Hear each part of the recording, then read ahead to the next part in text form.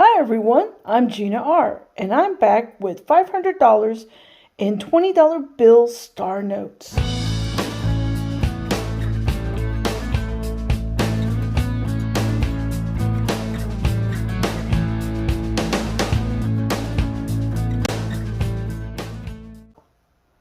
Well, I've been very fortunate enough to have found $500 in $20 denomination star notes.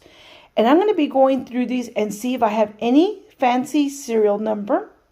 If the stars are filled, if they are, they're worth more than face value. I'm not really sure how much, but I know condition plays a big part in it. And also, I'm going to be looking for low print runs. And the ones that don't meet those three criteria are going to go back to the bank. So I'm going to start off by first separating the notes by the series year, and then that'll make it easier to go to mycurrency.com and see what I can find out about them. So let's go ahead and get started.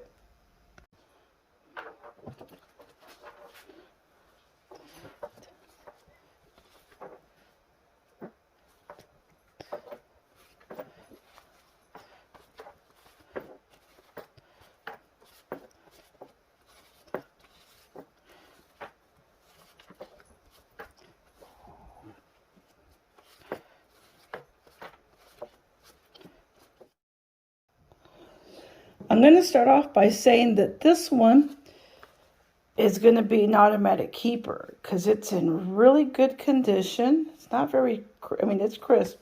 Oh man. When they stamped it, they got part of it there outside of the strap. Oh well. It seems like it has a slight fold or bend there.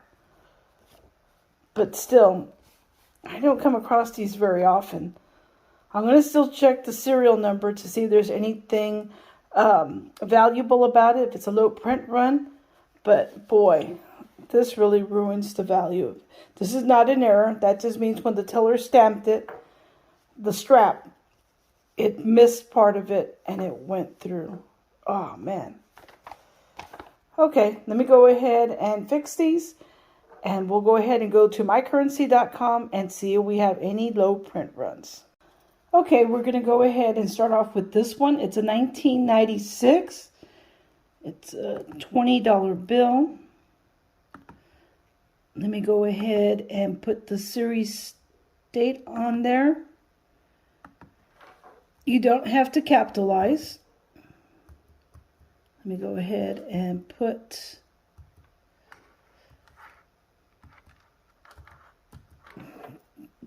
serial number, look it up.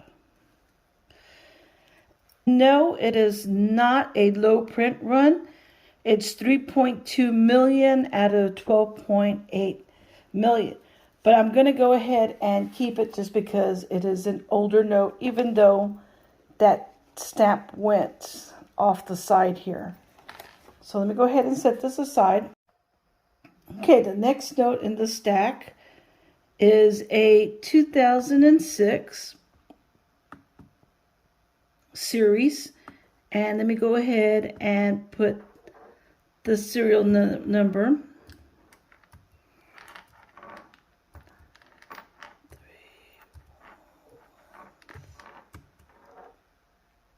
And again, we don't have a low print run. Now let's go on to the next note. Let me go ahead and pick this up.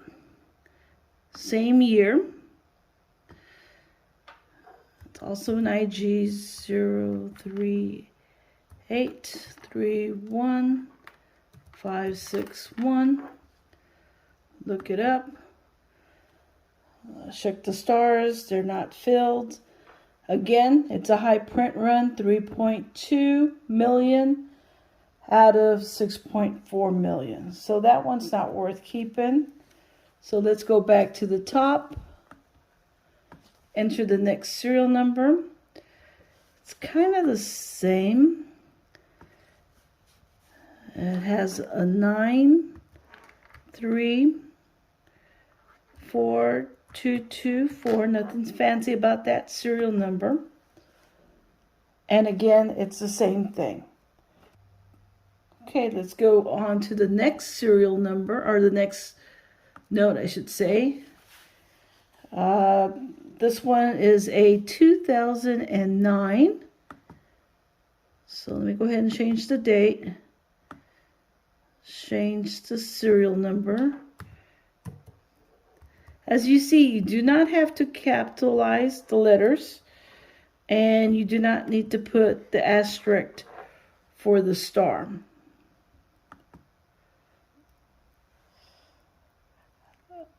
Okay, this one apparently only had one print run because it's 3.2 million out of 3.2 million. Again, that is way too high, and so I'm not going to keep it. And right here, it'll tell me what kind of print it was. I forgot to tell you that. This is a regular, meaning that the error was found after the notes were cut and put into stacks. Okay, let's go back to the top. Clear out this serial number. Whoops. Clear it out back. There we go.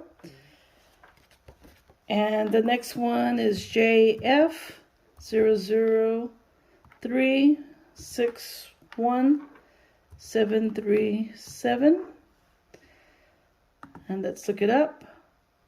Again, another high print run, 3.2 million out of 6.72 million. So that's going back. Let's go back to the top.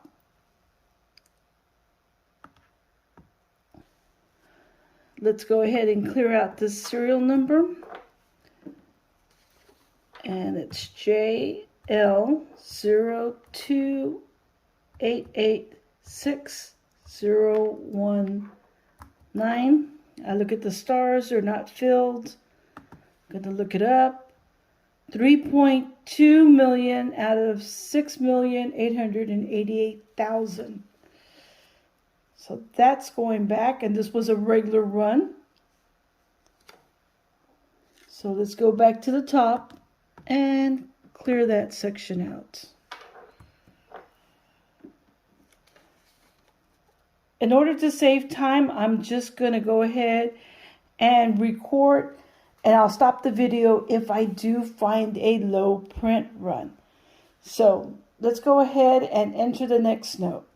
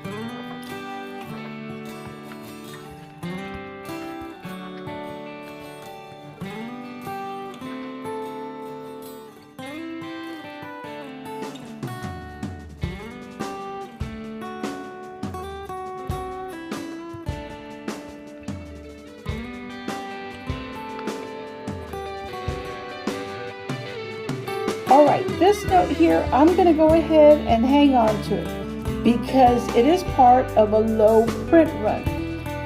This one was part of a sheet. In other words, it was found prior to the sheet being cut and put into straps.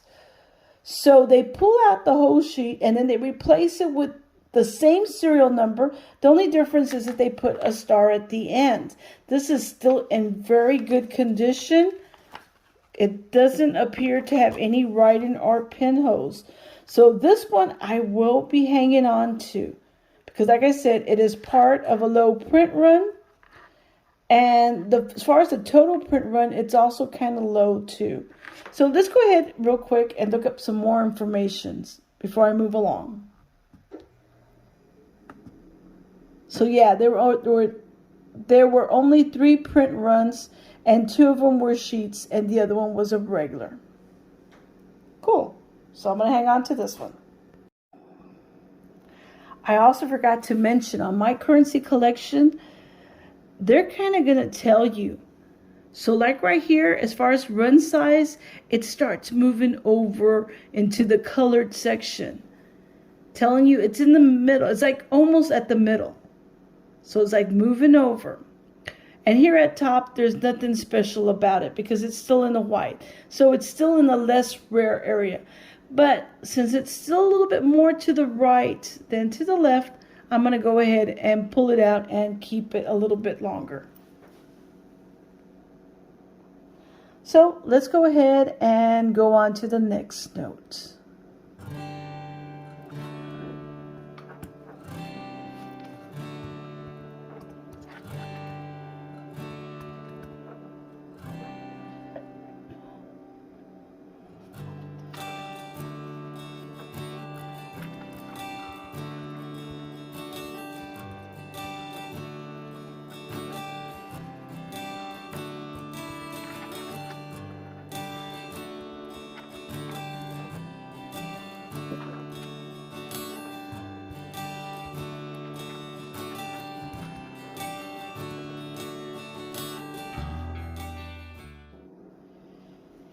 Here's another serial number just like the other one. So I'm going to go ahead and set this one aside too.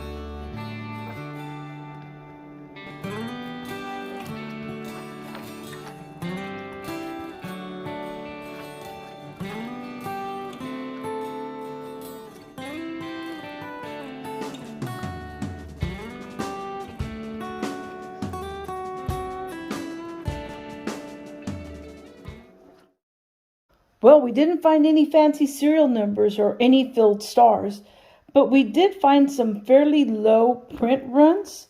And what I did was I put them in a sleeve and I put here what their print run was and the total printed for this series.